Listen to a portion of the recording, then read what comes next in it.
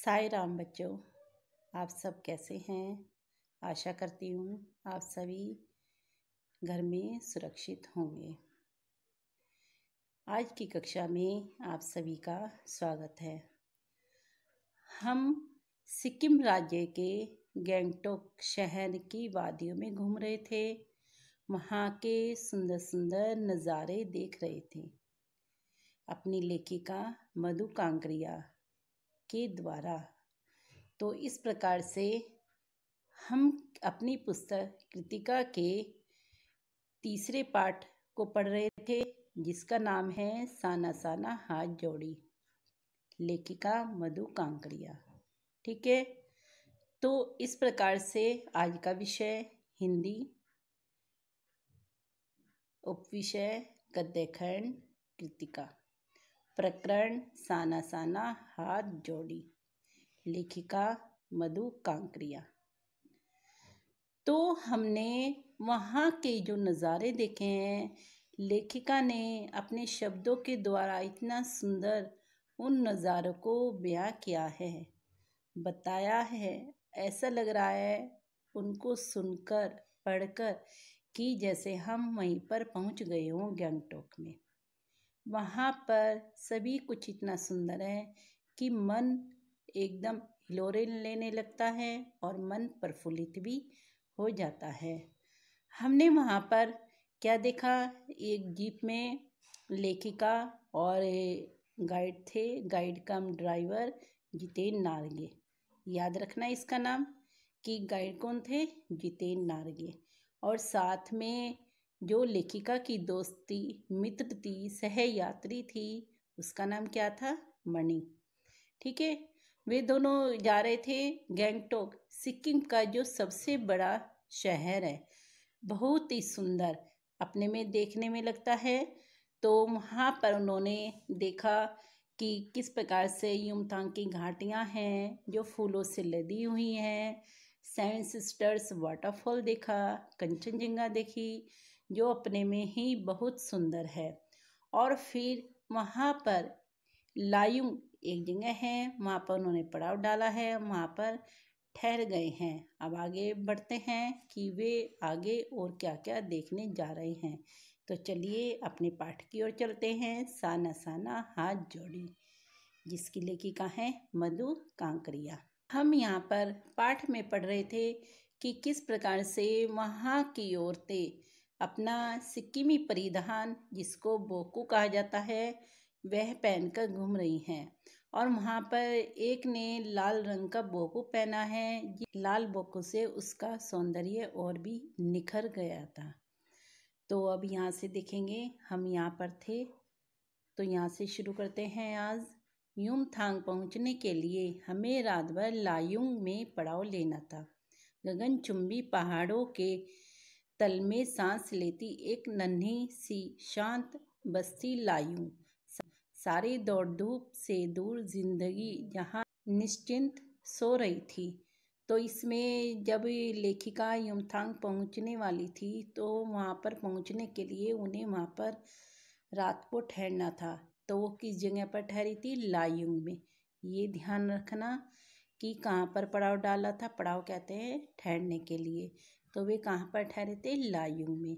ठीक है, तो वहाँ पे कैसी थी, वो नन्ही बस्ती थी, छोटी बस्ती थी, ज़्यादा बड़ा शहर नहीं था, वो छोटा सा था, छोटी बस्ती थी जो गांव से थोड़ी बड़ी होती है और शहर से छोटी, तो उसे बस्ती कहते हैं। तो वो निश्चिंत होकर वहाँ पे सही थी। मतलब है कि वहाँ की जो जिंदगी थी वो एक शांत थी। ठीक है, आगे बढ़ते हैं। उसी लायुंग में हम ठहरे थे, तीस्ता नदी के तीर पर बसे लकड़ी के एक छोटे से घर में। मुंह हाथ धोकर मैं तुरंत ही तीस्ता नदी के किनारे बिखरे पत्थरों पर बैठ गई थी। सामने बहुत ऊपर से बहता झरना नीचे कलकल बहती तीस्ता में मिल रहा था। मध्यम मध्यम मध्यम मध्यम कहते हैं धीमी धीमी। ठीक है, धीमी धीमी हवा बह रही थी, पेड़ पौधे झूम रहे थे, गहरे बादलों की परत ने चांद को ढक रखा था क्योंकि वहाँ पर बादल छाए हुए थे। बाहर परिंदे, परिंदे कहते हैं हम पक्षियों को, और लोग अपने घरों में लौट रहे थे। वातावरण में अद्भुत शांति थी। मंदिर की घंटियों से घुंघरुओं की रुनझुनाहट सी आंखें अनायास भर आई। अनायास कहते हैं अचानक, आंखों में पानी आ गया। ज्ञान का नन्हा सा बोधिसत्व जैसे भीतर उगने लगा। वहीं सुख शांति और सुकून है जहाँ अखंडित संपूर्णता है। पेड़ पौधे, पशु और आदमी सब अपनी अपनी लय, ताल और गति में है। हमारी पीढ़ी ने प्रकृति की इस लय, ताल और गति से खिलवाड़ कर अक्षम्य अपराध किया है। हिमालय मेरे लिए कविता ही नहीं, दर्शन बन गया था। अंधेरा होने के पहले ही किसी प्रकार डगमगाती शिलाओं और पत्थरों से होकर तीस्ता नदी की धार तक पहुंची। बहते पानी को अपनी अंजुलि में भरा तो अतीत भीतर धड़कने लगा। स्मृति में कौंधा, कौंधा कहते हैं विचार उत्पन्न होना, मतलब कि जो हमारी यादों में से, हमारी जो यादें हैं उनमें से उसको एक याद आई, मतलब उसको एक विचार आ गया। उस तरीके से विचार भी कहेंगे कि हम कहते नहीं पुरानी यादें हमारे दिमाग में आ गई हैं, तो है कि कौंधा मतलब याद आ गई उसके दिमाग में। हमारे यहाँ जल को हाथ में लेकर संकल्प किया जाता है। क्या संकल्प करूं? मैं संकल्प की स्थिति में नहीं थी। भीतर थी एक प्रार्थना, एक कमजोर व्यक्ति की प्रार्थना। भीतर का सारा हलाहल, हलाहल कहते हैं तनाव, सारी तामसिकताएं बह जाएं। इसी बहती धारा में रात धीरे धीरे गहराने लगी। हिमालय ने काला कंबल ओढ़ लिया था। जितेन ने लकड़ी के बने खिलौने से उस छोटे से गेस्ट हाउस में गाने की तेज धुन पर जब अपने संगी साथियों के साथ नाचना शुरू किया तो देखते देखते एक आदिम रात्रि की महक से, परियों की कहानी सी मोहक वह रात महक उठी। मस्ती और मादकता का एक ऐसा संक्रमण हुआ कि एकाएक कर हम सभी सैलानी गोल गोल घेरा बनाकर नाचने लगे। सैलानी यात्री, वहाँ पर सारे यात्री मतलब झूमने लगे थे। जैसे उन्होंने देखा कि वहाँ पर जो ड्राइवर है उसने हल्का मध्यम मध्यम वहाँ पर एक सॉन्ग लगाया है, तो उसकी धुन से सभी झूमने लगे थे और सभी वहाँ पर गोल गोल घेरा बनाकर नाचने लगे। मेरी 50 वर्षीय सहेली मणि, उसकी सहेली कितने वर्ष की थी? 50 वर्ष की। ध्यान रखना, जो लेखिका की सहेली थी वो कितने वर्ष की थी? 50 वर्ष की। तो मेरी 50 वर्षीय सहेली मणि ने कुमारियों को भी मात करते हुए वो जानदार नृत्य प्रस्तुत किया कि हम सब अवाक उसे देखते ही रह गए। वाक कहते हैं आश्चर्यचकित हो जाना।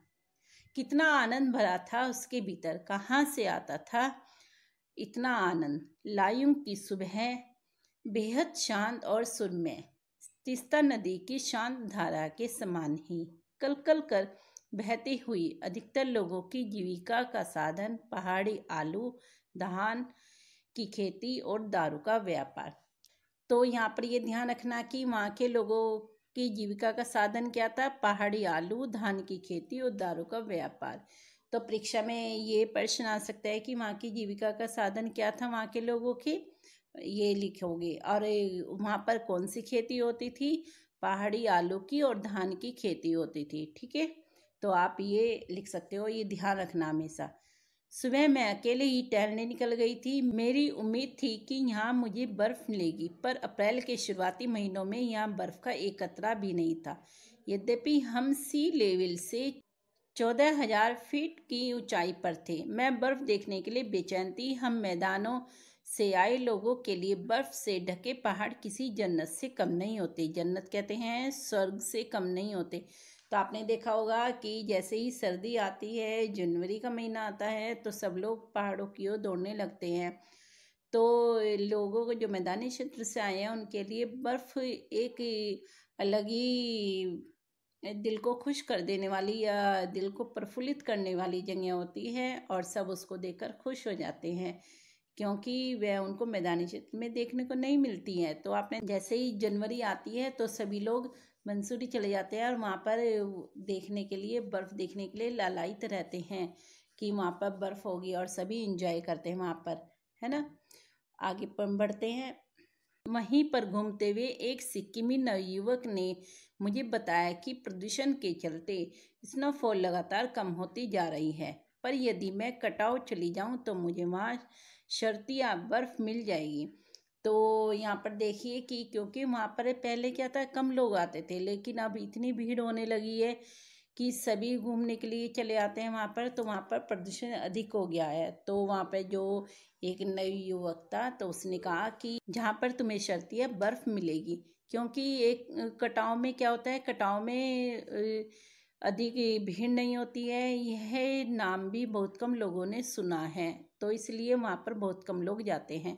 कटाव को भारत का स्विट्जरलैंड भी कहा जाता है। ये ध्यान रखना कि भारत का स्विट्जरलैंड किसको कहा जाता है, कटाव को।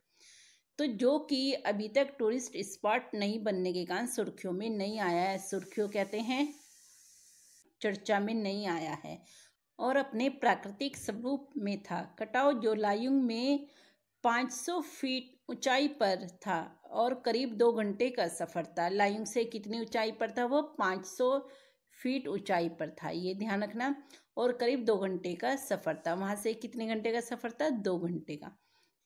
वह नवयुवक मुझसे बतिया रहा था और उसकी घरवाली अपने छोटे से लकड़ी के घर के बाहर हमें उत्सुकतापूर्वक देख रही थी।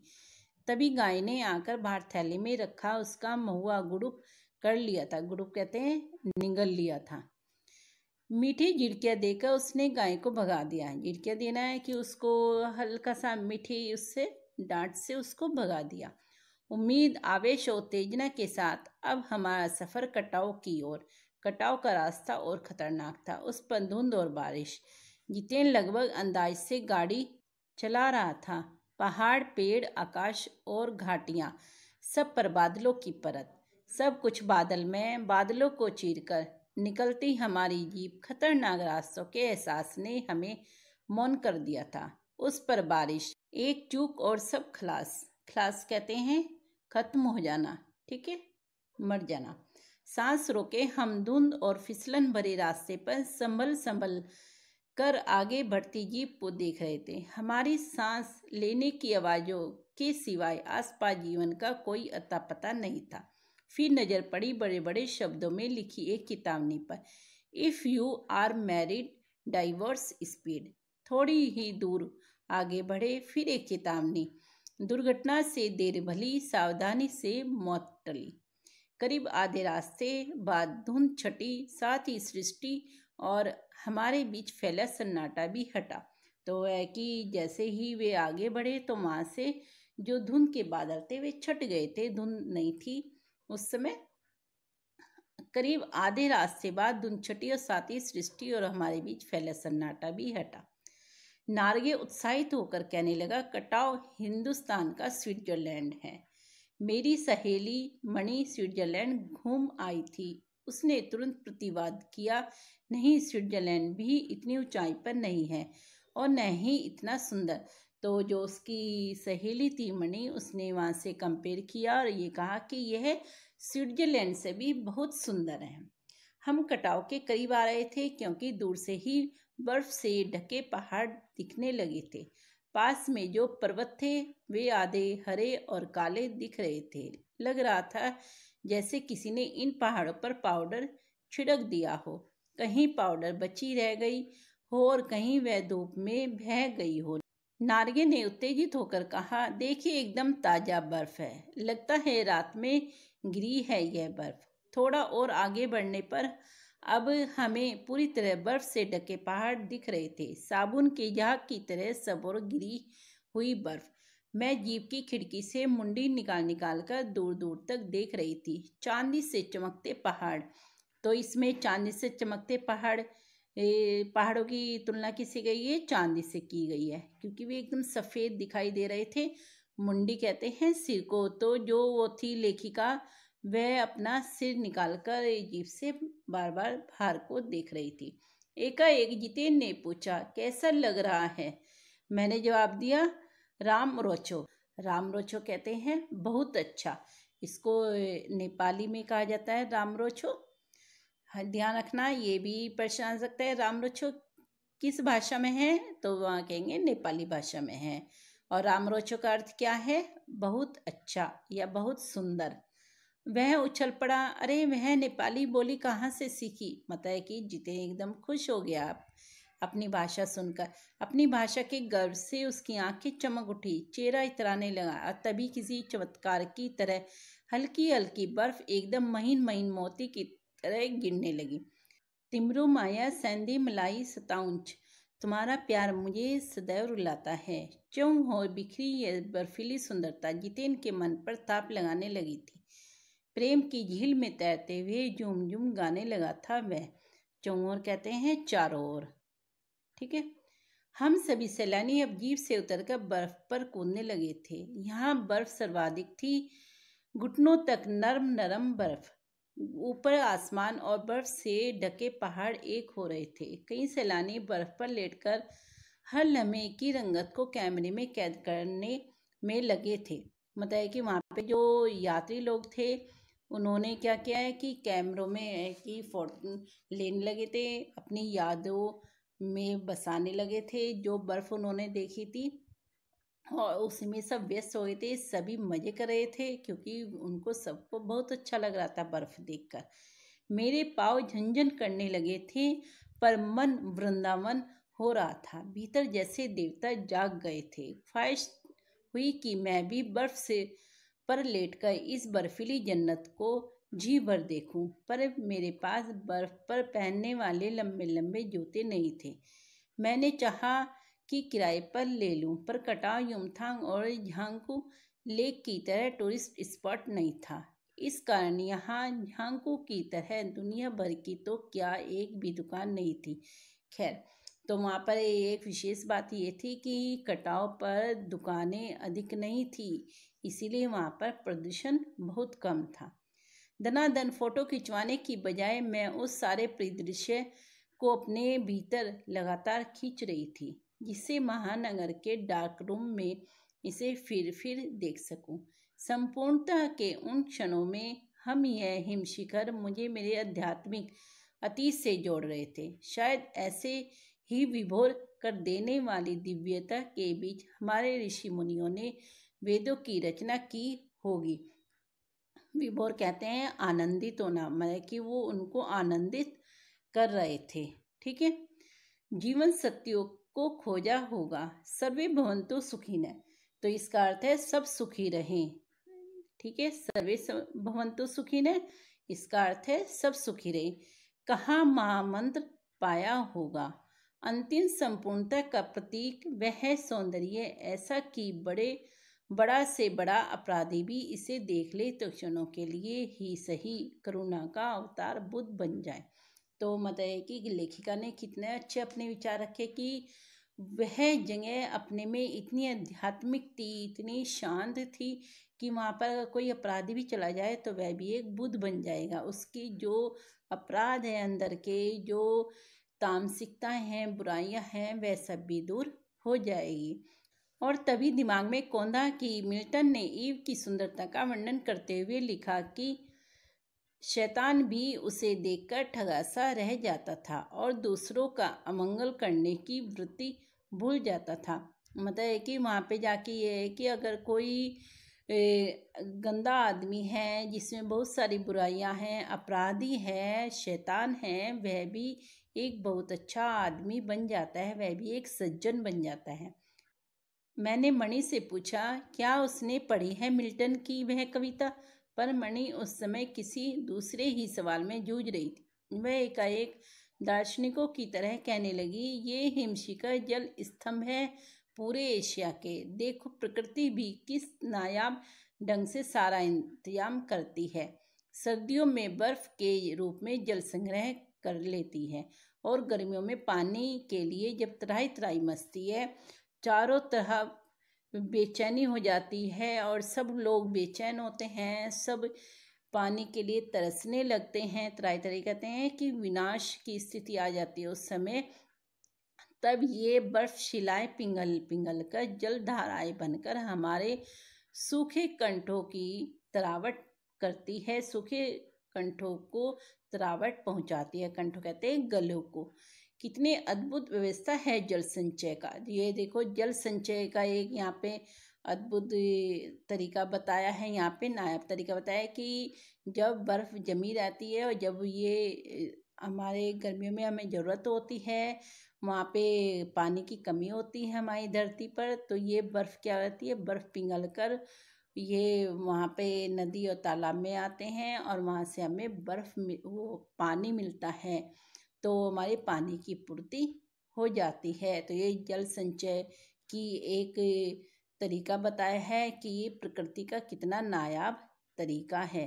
ठीक है, इसको ध्यान रखना है। एक प्रश्न आता है जल संचय हम कितने प्रकार से कर सकते हैं, तो एक जल संचय का यह भी एक नायाब तरीका है कि इन सर्दियों में बर्फ़ पड़ती है और वह गर्मियों में आके पिघल कर फिर धरती पर आ जाती है, जिससे हमें पानी मिलता है और हमारी प्यास को वह बुझाते हैं। मणि ने अभिभूत हो माथा नवाया, जाने ऋण है हम पर इन नदियों का, हिम शिखरों का, सारा संसार कितना सुंदर है। स्वप्न जगाते हुए उन लम्हों में मैंने सोचा, पर तभी उदासी की एक छीनी सी परत मुझ पर छा गई। उड़ते बादलों की तरह पत्थर तोड़ती उन पहाड़ियों का ख्याल आ गया। मतलब है कि जो रास्ते में पत्थर तोड़ रही थी, पत्थर तोड़कर वे जो सड़कें बनाई थी, उन औरतों का उससे ध्यान आया लेखिका को। आत्मा की अनंत परतों को छीलता हुआ हमारा यह सफ़र थोड़ा और आगे बढ़ा कि तभी देखा इक्की दुक्की फौजी छावनियाँ। ध्यान आया कि यह बॉर्डर एरिया है, थोड़ी दूरी पर ये ही चीन की सीमा है। एक फौजी से मैंने कहा, इतनी कड़कड़ाती ठंड में, उस समय तापमान -15 डिग्री सेल्सियस था, आप लोगों को बहुत तकलीफ होती होगी। तो वह हंस दिया, एक उदास हंसी, आप चैन की नींद सो सकें इसलिए तो हम यहाँ पर हैं और यहाँ पर पहरा दे रहे हैं। तो ये देखो उसने फौजी ने कितनी अच्छी बात कही है कि ये सभी क्या हैं, जनता के सेवक हैं और आप सभी आराम से सो सकें इसलिए वह यहाँ पर पहरा दे रहे हैं। फेरी भेटूला, फिर मिलेंगे। मतलब है कि यहाँ पे देखिए इसको क्या कहते हैं, फेरी भेटूला, इसका अर्थ है फिर मिलेंगे। इस शब्द को ध्यान रखना। कहते हुए जितेन ने जीप चालू कर दी। थोड़ी देर बाद फिर हमें वहाँ पर एक फौजी छावनी दिखाई दी जिस पर लिखा था, we give our today for your tomorrow. मन उदास हो गया, भीतर कुछ पिघलने लगा था। महानगर में रहते हुए कभी ध्यान ही नहीं आया कि जिन बर्फीले इलाकों में बैसाख के महीनों में भी 5 मिनट में ही हम ठिठुरने लगे थे, हमारे ये जवान पौष और माघ में भी, जबकि सिवाय पेट्रोल के सब कुछ जम जाता है, तैनात रहते हैं और जिन संकरे, घुमावदार और खतरनाक रास्तों से गुजरने भर में हमारे प्राण कांप उठते हैं, उन रास्तों को बनाने में जाने कितनों के जीवन अपनी मियाद के पूर्व ही खत्म हो गए हैं। मियाद के पूर्व ही खत्म हो गया है कि मतलब कि अपनी उम्र से पहले ही उनकी मृत्यु हो जाती है। मियाद से पूर्व यही कहते हैं कि अपने उम्र से पहले उनकी मृत्यु हो जाती है, क्योंकि वहाँ पर जो रास्ते बनाते हुए खतरनाक रास्ते बनाते हैं तो उनमें कितने जीवन का खतरा रहता है और कुछ की तो वहाँ पर मृत्यु भी हो जाती है। और कुछ जवान हैं वहाँ पर इतने सर्दी में वहाँ पर पहरा देते हैं, तो वाकई में तारीफ़ काबिल बात है उनकी। आगे बढ़ते हैं। मेरे लिए यह यात्रा सचमुच ही एक खोज यात्रा थी। पूरा सफ़र चेतना और अंतरात्मा में हलचल मचाने वाला था। बहरहाल अब हम लायुंग वापस लौटकर युमथांग की ओर। जितेन कुछ दिन पूर्व ही नेपाल से ताज़ा आया था। युमथांग की घाटियों में एक नया आकर्षण और जुड़ गया था, ढेरों ढेर प्रियुता और रोडोडेंड्रो के फूल। तो हमेशा ध्यान रखना, युमथांग की घाटियों में कौन कौन से फूल थे, प्रियुता और रोडोडेंड्रो के फूल थे वहाँ पर। जितेन ने बताया कि बस 15 दिनों में ही देखिएगा, पूरी घाटी फूलों से इस कदर भर जाएगी कि लगेगा फूलों की सेज रखी हो। फूलों की सेज यहाँ पर कहाँ पर देखी थी उन्होंने, युमथांग की घाटियों में। हमेशा ध्यान रखना, यहाँ रास्ते अपेक्षाकृत चौड़े थे, इस कारण खतरों का एहसास कम था। इन घाटियों में कई बंदर भी दिखे, कुछ अकेले तो कुछ अपने बाल बच्चों के साथ। बहरहाल घाटियों, वादियों, पहाड़ों और बादलों की आंख मिचौली दिखाते पहाड़ी कबूतरों को उड़ाती हमारी जीप जब युमथांग पहुंची तो हम थोड़े निराश हुए। बर्फ से ढके कटाव के हिम शिखरों को देखने के बाद युमथांग थोड़ा फीका लगा और यह भी एहसास हुआ कि मंजिल से कहीं ज़्यादा रोमांचक होता है मंजिल तक का सफ़र। तो मतलब है कि जो लेखिका है, लेखिका को कटाव में इतना सुंदर लगा कि वहाँ पर जब वहाँ से वापस आई युमथांग तो वहाँ पर उसको बिल्कुल भी अच्छा नहीं लग रहा था। बहरहाल युमथांग में चिप्स बेचती एक सिक्किमी युवती से मैंने पूछा, क्या तुम सिक्किमी हो? नहीं, मैं इंडियन हूँ, उसने जवाब दिया। ये याद रखना, लेखिका ने सिक्किमी औरत से क्या पूछा।